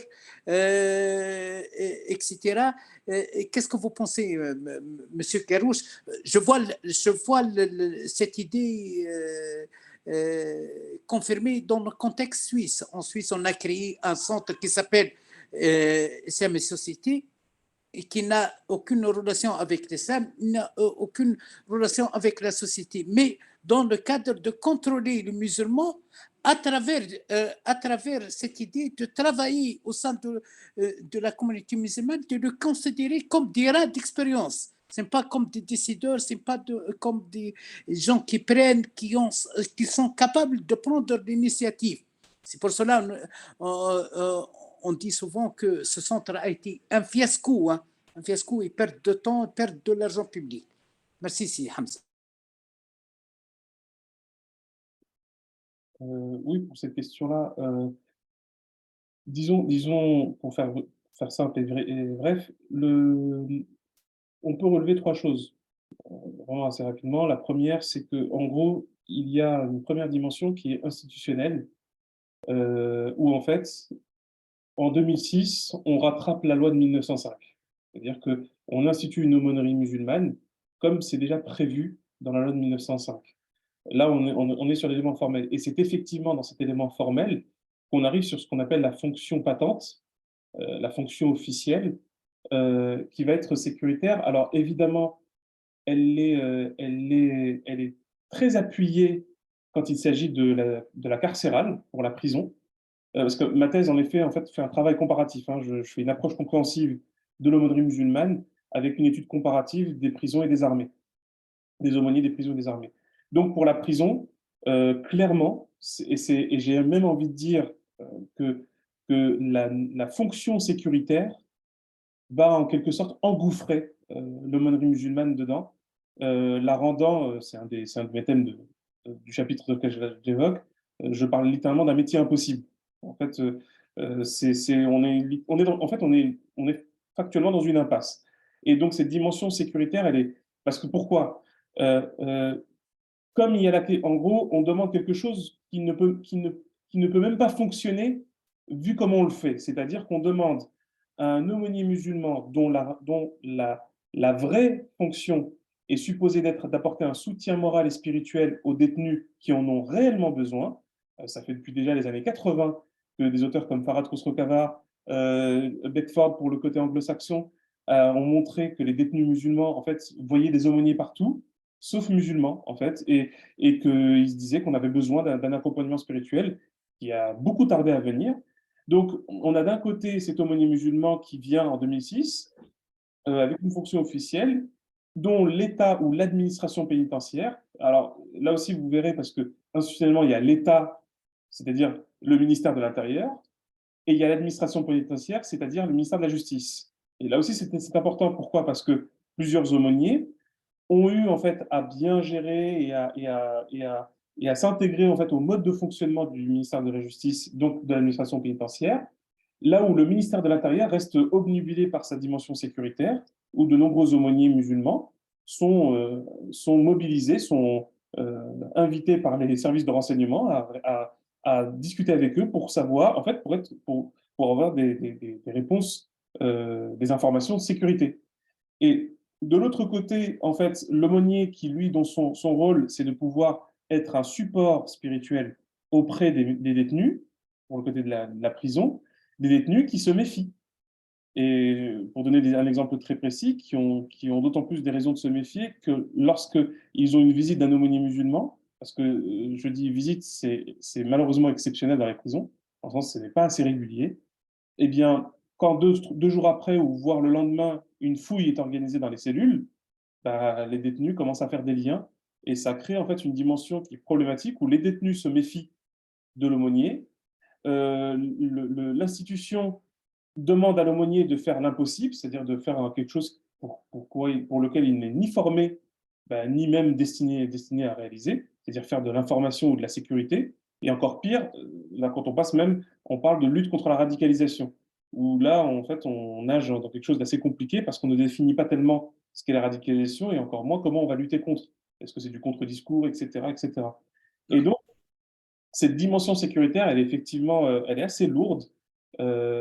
Alors, aujourd'hui, les institutions ont trouvé une échappatoire, c'est d'externaliser cette fonction sécuritaire de l'aumônier musulman des prisons par le biais d'un nouveau rôle, un nouveau métier, même dirons-nous, qui est le médiateur du fait religieux, qui est principalement axé sur la question de la radicalisation et donc de la sécurité. L'ennui, c'est que ça a dévoilé ce que je viens de vous dire, c'est que ça a rendu, je dis juste institutionnellement, le rôle de l'aumônier musulman vide, à part le spirituel. Sauf que le spirituel, justement, alors ça pose des questions, je pense qu'on pourra de toute façon en évoquer, c'est que je pense, c'est ce que j'évoque un peu dans ma thèse, je pense que c'est assez compliqué qu'un aumônier qui vient de manière assez irrégulière et de manière aussi disparate, pas très stabilisée, pas très précarisée, de venir auprès d'aumôniers pour déjà essayer de tirer une légitimité, parce que je développe le fait que, en tout cas dans l'islam sunnite de manière générale, l'imam ou donc l'intervenant spirituel et religieux doit tirer une légitimité des fidèles. Le catapultage ne fonctionne pas régulièrement, en fait, sauf dans des pays où c'est très institué. Et c'est-à-dire qu'en fait, j'explique que l'imam, dans l'absolu, est ce qu'on appelle un individu inter pares, il est entre les pairs, il est parmi les siens, ce qu'on voit très bien dans l'armée. Dans l'armée, en fait, l'aumônier musulman est parmi les soldats. Et d'ailleurs, très spontanément, j'ai vu avec différents entretiens, l'aumônier musulman des armées se sent investi d'être dans un contact régulier, limite permanent. J'insiste beaucoup sur la dimension de disponibilité. Hein. L'aumônier musulman des armées se rend très disponible aux soldats, alors que c'en est complètement l'antithèse dans les prisons. Il n'est pas disponible parce qu'il ne peut pas être disponible. L'aumônier catholique dans les prisons a la clé des cellules. À ce jour, je n'ai pas trouvé d'aumônier musulman avoir ce type d'accès. Et donc, voilà, on voit cette question sécuritaire, en fait, pour le dire objectivement, elle empoisonne réellement cette question mais je vais faire un peu mon sociologue optimiste, c'est parce que je pense que c'est un peu l'inévitable d'une histoire, en fait, qui est là, qui n'est pas encore totalement traitée, mais je pense, qui est en cours, où vraiment on sort de cette dimension. Vraiment, le culte musulman dans les institutions françaises ont d'abord été faits pour la question de réguler et de sécuriser l'État. Si je peux me permettre, beaucoup plus et tu l'as dit en filigrane, beaucoup plus dans les prisons que dans les armées. C'est-à-dire que dans les prisons, on se rend compte que dès le début des années 2000, la pénitentiaire s'intéresse à cette question de l'aumônerie vraiment pour des enjeux sécuritaires. On sait qu'il y a des terroristes qui sont passés par la case prison, qui ont rencontré des islamistes prosélytes en prison, qui sont radicalisés et qui, comme Khaled Kelkal en 1995, alors qu'il me semble que dans les armées, en tout cas au début des années 2000, c'est beaucoup plus, je pense, un enjeu de ressources humaines. On sait qu'il faut recruter beaucoup de jeunes soldats parce qu'il y a beaucoup de turnover. Et on sait que si on gère mal la diversité religieuse, les repas sans porc, tout ça, enfin, vraiment les questions du quotidien, on sait qu'on aura moins la cote auprès de cette jeunesse. Et on sait qu'on va le payer au niveau… bien comprendre que c'est des centaines de millions d'euros quand on n'a pas les bons candidats au niveau militaire. Et puis, il y a peut-être un autre aspect, c'est la question du statut. Je ne sais pas si tu en as parlé, Hamza. Au sein des armées, il faut savoir que l'aumônier a un statut d'officier. Donc, il va gagner 2-3 000 euros. S'il part en opération extérieure, il va multiplier sa solde par 3. Donc, c'est un statut qui est très valorisant. C'est des gens qui ont des diplômes, etc.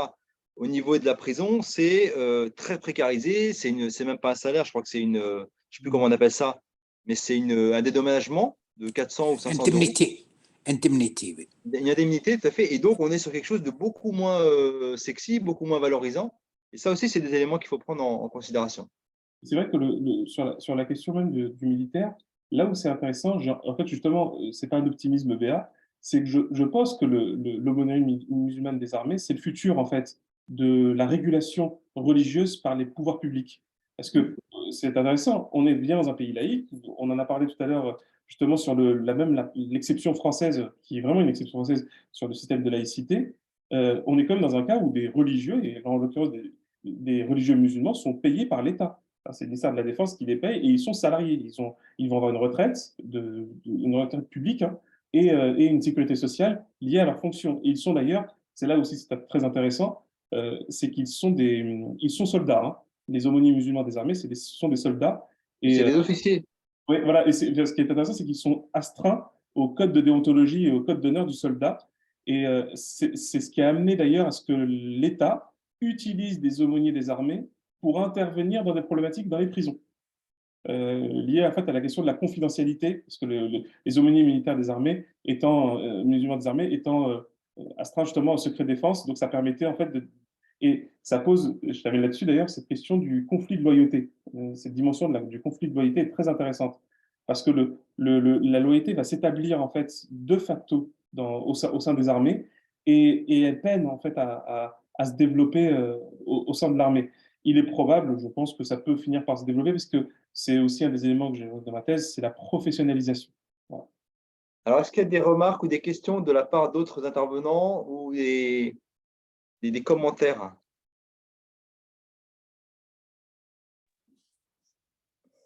Je n'ai pas levé la main, mais je souhaitais poser une question. Fidèle, tu avais soulevé plusieurs questions. Peut-être qu'on peut revenir dessus. C'est la question de la cohésion en interne et le fait, est-ce qu'à l'intérieur des armées, il n'y a pas aussi des logiques de stigmatisation, peut-être de discrimination, etc. Alors, moi, j'ai travaillé un petit peu là-dessus, mais peut-être que je vais laisser d'abord la parole à mes intervenants, parce que moi, je suis que modérateur aujourd'hui. Alors, juste avant, pour justement parfaire un peu la question qui est vraiment interne, effectivement, c'est très intéressant ce que vient de soulever Hamza. Justement, j'avais une question un peu dans le prolongement de son analyse et qui rejoint aussi le questionnement soulevé par Abdeljalil tout à l'heure sur les divers, on va dire, la question des sunnites, des chiites, etc., au sein d'un même corps, quel est le rôle de l'aumônier justement par rapport à ça, puisqu'on place la question de la régulation, mais comment penser la régulation dans une entité collective où à l'intérieur on a justement une certaine diversité de l'islam ou des islams, je ne sais pas comment on peut le qualifier. Est-ce que la régulation, elle se fait par rapport à l'institution? Et là, je comprends totalement cette question de double loyauté. Ou est-ce qu'il y a une conduite à tenir, auquel cas, certaines pratiques ne doivent pas être faites parce que non autorisées, etc. C'est cette question que posait tout à l'heure Abdeljalil qui a du sens ici. Juste, plus bien sûr la question de la cohésion, de la discrimination, voire même du racisme. Voilà, merci. L'élément intéressant, deux éléments super intéressants par rapport à ça, c'est pour ça que Eliabine a raison quand il parle de cette question de ressources humaines. d'éléments de recrutement. Et c'est ça que j'ai envie de dire, c'est que dans le fond, il y a les deux. C'est-à-dire que, et ça, j'ai envie de dire, ça décrit bien l'armée. L'armée est très pragmatique. Elle ne se gêne pas d'être sécuritaire et elle ne s'embarrasse pas d'être sexy, voilà, de vouloir attirer, de vouloir recruter et de faire même de la promotion de la diversité culturelle. Elle n'est pas complexée par les deux. On pourrait pratiquement dire qu'elle est à l'antithèse du politique. Le politique, il sent que s'il fait, soit il doit faire de la droite, soit il doit faire de la gauche, soit il ne dit rien, et d'ailleurs, des fois, il ne fait rien à cause de ça. Alors que l'armée, non. L'armée, elle dit, j'ai un problème sécuritaire, j'en parle. J'ai un problème de recrutement, j'en parle. J'ai les deux, je dis les deux. Et c'est d'ailleurs pour ça que ce que j'ai trouvé très intéressant, par exemple, c'est le nombre. Ça, c'est très intéressant. Alors même que l'armée sait très bien enfin, selon ses chiffres, selon sa manière d'évaluer, j'ai pas voulu trop l'approfondir dans ma thèse, mais ça me semble aussi intéressant comment l'armée est décomplexée sur le nombre musulman, parce que c'est un sujet très chaud en France, vraiment. Alors, ils sont décomplexés et en même temps, il y a peu d'informations qui circulent. Ils n'en parlent pas trop. Oui, ça c'est pour. Oui, oui, c'est vrai qu'entre eux, voilà, l'armée, Entre eux. voilà, elle est au raccord là-dessus. Ça, c'est vrai. Et elle est très discrète à la différence de la prison. La prison parle beaucoup et étudie beaucoup et publie beaucoup. L'armée, c'est pratiquement le contraire de ce point de vue-là. Mais c'est vrai que, par exemple, l'armée sait que les musulmans sont une petite minorité au sein des armées. C'est-à-dire que c'est non seulement une minorité, mais une petite minorité. Par des indicateurs simples, encore une fois, sépulture et les dispositifs pour le ramadan. Et là, vous voyez, hein, on est bien dans la description du musulman en tant que pratique religieuse, liée à la religiosité. Voilà, c'est pas, même si, évidemment, quand on parle de diversité, on parle d'autre chose. C'est aussi c'est un élément important. Et par conséquent, malgré tout, il y a eu un moment, parce que ça bouge un petit peu, hein, mais il y a eu un moment, une exacte égalité du nombre d'aumôniers selon les confessions autorisées par l'armée. C'est-à-dire, il y a le même nombre d'aumôniers catholiques, le même nombre d'aumôniers le même nombre d'aumôniers protestants et le même nombre d'aumôniers musulmans. Et ça, je trouve ça très intéressant, justement, à tel point même que des aumôniers militaires m'expliquaient que, et ça arrivait assez souvent, il y a par exemple des cas précis dans l'armée où il faut impérativement un aumônier, c'est les cas des sous-marins et des porte-avions. Et sauf qu'on ne peut pas en mettre plusieurs. Or, il y a forcément différentes confessions au sein des bâtiments. Eh bien, et ça, c'est très intéressant de voir, en fait, j'allais dire, c'est ce décomplexe militaire il y a un aumônier musulman qui va devoir s'occuper du soutien spirituel à d'autres ouailles, à des soldats qui sont d'autres confessions, voire pas de confession. Et ça, c'est assez régulièrement le cas. Beaucoup d'aumôniers m'en ont parlé. Et ça montre que, là, j'ai envie de vous dire, ça montre de manière assez maximale le pragmatisme de l'armée, qui se dit, moi, je veux juste un aumônier, et puis bon, Ouais. Et à l'époque où l'aumônerie musulmane n'existait pas, souvent, c'est des aumôniers catholiques qui géraient des soldats musulmans. Tout à fait. Ouais, c'est exactement ça. Mais là où il y a un élément sécuritaire qui est intéressant, c'est que lors d'une commission parlementaire en 2008, qui a été faite justement 2 ans après la fondation de l'aumônerie musulmane, il y avait une préoccupation qui était faite au sein de la commission parlementaire et de l'état-major, c'est qu'il y a eu une grève au sein d'un porte-avions liée à un problème lié au culte. C'est-à-dire qu'en fait, beaucoup et de soldats et de travailleurs non soldats, mais de confession musulmane, qui travaillaient pendant des missions assez longues, demandaient en fait à pouvoir faire la prière du vendredi. Eh bien, ne pouvant pas la faire, parce que l'armée, par contre, c'est très structuré, il n'y a pas d'aumônier, il n'y a pas de culte. Ça, par contre, ça, c'est très important pour l'armée. En gros, on ne fait pas n'importe quoi, n'importe comment. Et comme, en fait, c'était assez rigide, c'est vrai, l'armée a dit, je n'ai pas d'aumônier musulman, je ne peux pas vous faire de culte du vendredi. Eh bien, les personnels et ceux qui ont travaillé, et ceux qui travaillaient, et ainsi que les soldats musulmans, ont fait grève. Et ça, vraiment, de ce que j'ai vu dans les rapports, ça a inquiété. Hein. Ça a vraiment inquiété, parce qu'on sentait justement un peu, vous savez comment ça s'appelle ça en armée, dans un bâtiment, comment dire, un bateau, vous avez des soldats qui veulent plus trop écouter, ça s'appelle une mutinerie. Hein. Et ça, c'est quelque chose de très préoccupant. C'était considéré comme très préoccupant, comme une question de sécurité impérieuse. Et je me souviens d'un des sénateurs qui disait à l'aumônier en chef, c'est pour ça qu'on a fait l'aumônerie et on espère que ce problème ne se reproduira pas. Donc, vous voyez, on voit bien cette question justement de loyauté, entre guillemets, entre le fait que ce sont des soldats, ils doivent obéir aux règles, etc. Et en même temps, il y a la question du culte qui doit pouvoir s'exprimer. Donc, voilà, c'était ça pour. Je ne sais pas si j'ai répondu. Si je peux compléter, Effectivement, en fait, autant la laïcité dans le contexte français, elle cristallise beaucoup de débats, de controverses, etc. Autant dans l'armée, ça se passe relativement bien. Pourquoi? Parce que déjà, la diversité est vraiment respectée. Les soldats juifs peuvent manger kasher, les soldats musulmans peuvent manger halal. Et donc, il y a vraiment une organisation, vraiment une laïcité telle que le préconisait la loi de 1905 dans sa conception vraiment ouverte, quoi. Et ça, c'est assez méconnu. Aussi parce que les militaires ont un principe cardinal qui est la cohésion. En fait, ils sont vraiment très pragmatiques, quoi. Donc, si ça se passe bien comme ça, eh ben, ils fonctionnent comme ça. Et puis, ils ont respecté aussi, ça a été dit par Hamza, le fait qu'aujourd'hui, il y a à peu près, je crois, 38 aumôniers musulmans en France. Parce qu'ils considèrent que par rapport à ce que représentent les musulmans dans l'armée française, il en faut à peu près 38, en tout cas une quarantaine. Si on regarde du côté parce que j'avais rencontré l'aumônier britannique musulman, il n'y en a qu'un seul. Et en plus, son statut est un peu différent de celui des autres. Aux États-Unis, les Américains qui ont une armée beaucoup plus volumineuse, hein, ça n'a rien à voir avec la France, ils en ont 14, des aumôniers musulmans. Et également, qui m'avait contacté il y a 3-4 ans, réfléchissait à la mise en place d'un aumônier musulman. C'est-à-dire qu'aujourd'hui, en Allemagne, je ne suis pas sûr qu'il y ait un aumônier musulman. Et ils se posent de plus en plus la question parce qu'ils ont un flux de réfugiés syriens et ils considèrent que ça va transformer le visage sociologique de leurs armées. Donc, la France est plutôt une institution de référence sur la question du fait musulman.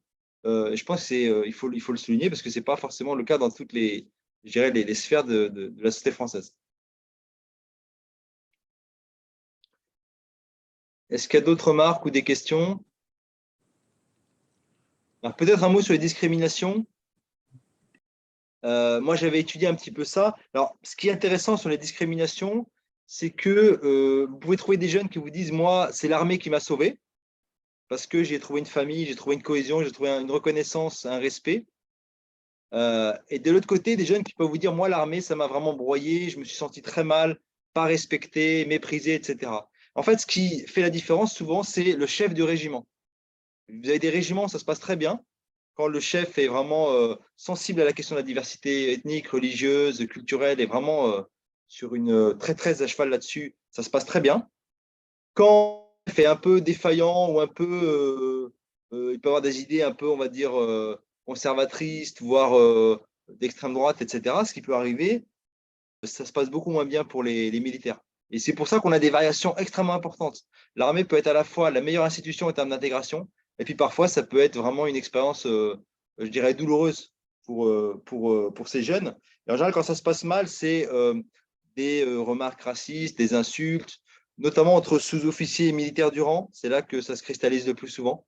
En gros, vous avez 3 rangs dans les armées. Vous avez les officiers, les sous-officiers et les militaires du rang. Et c'est souvent dans l'interaction entre officiers et militaires du rang que ça se passe, ce type d'insultes, etc. Il peut y avoir aussi autre chose, c'est ce qu'on appelle des rites. Les rites de libation, c'est les rites qui impliquent la consommation d'alcool, par exemple. Ça peut paraître bête, mais parfois, vous pouvez tomber sur des soldats qui vont considérer que, historiquement, les traditions, c'est de boire de l'alcool à telle cérémonie, et il faut absolument boire de l'alcool. Alors, vous avez des officiers, des chefs de régiment qui vont s'adapter, en considérant que le jeune ne boit pas d'alcool parce qu'il est musulman, ou tout simplement parce qu'il ne boit pas d'alcool, parce que vous avez aussi des soldats qui ne boivent pas d'alcool sans être musulmans. Eh bien, on va remplacer l'alcool par du jus de raisin ou par autre chose. Et le rite va se faire sans problème. Et puis parfois, vous avez des chefs qui vont dire non, il faut absolument boire de l'alcool, etc. Et du coup, ça crée une tension et ça peut créer des gros malaises à l'intérieur des régiments. Donc, ces rites de libation que j'avais décrits dans ma thèse, c'est aussi des éléments assez récurrents dans la cristallisation de certaines tensions. Merci, Sidamine. On arrive à la fin. J'aimerais bien, si vous permettez, merci beaucoup, Lemine Setour, qui a travaillé le côté scientifique de cette rencontre, tout en sachant que la coordination des organisations islamiques suisses est la seule partenaire suisse du programme MIRAD, le programme européen, piloté par notre cher ami Lemine Setour. On continue à travailler avec vous, Lemine Setour, prochainement sur le fait religieux dans les prisons. Prochainement aussi, on vous recevra pour présenter votre livre fin avril à Genève, et sans oublier le le 16 novembre sur le colloque international sur l'identité musulmane en Europe. J'aimerais bien céder la parole, le mot de fin à notre président, professeur Benoît Ngom, et au président aussi Farhat Afsahar. Président Ngom, président de l'Académie diplomatique africaine.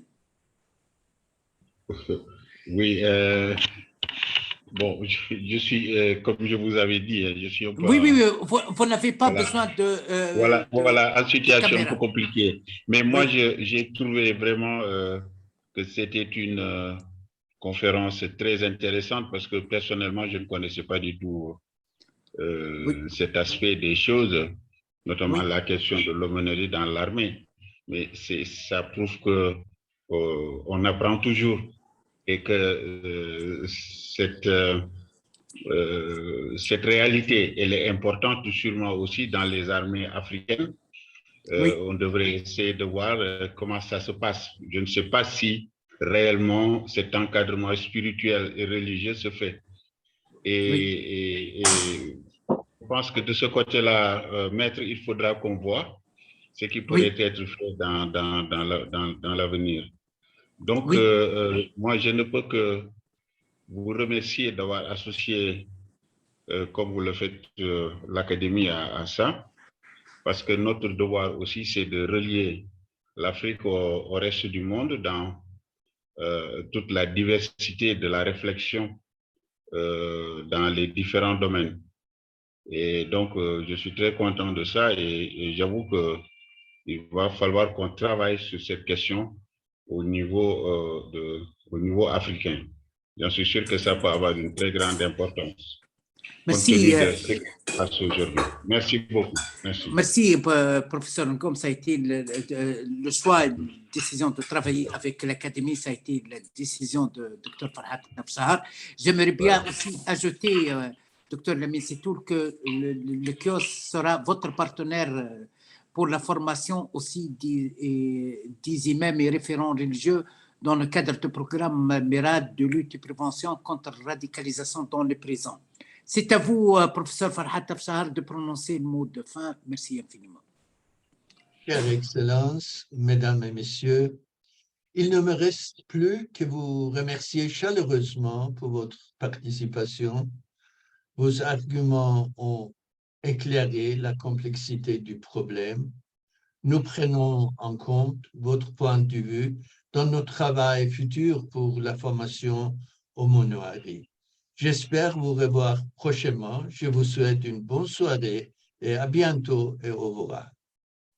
Merci infiniment, professeur Farhat Afsahar. Merci infiniment à Dr Lamine Setoul, notre cher aussi Dr Thoraya Ayouch, Dr Atidal Jabnoun, Monsieur Hamza Garrash, Dr Mohamed Faïd Saïd, professeur Ngom Benoît. Merci infiniment pour tous les participants et à la prochaine rencontre, Inch'Allah. Merci infiniment et au revoir. Bonne soirée. Merci. Au revoir. Merci. Au revoir.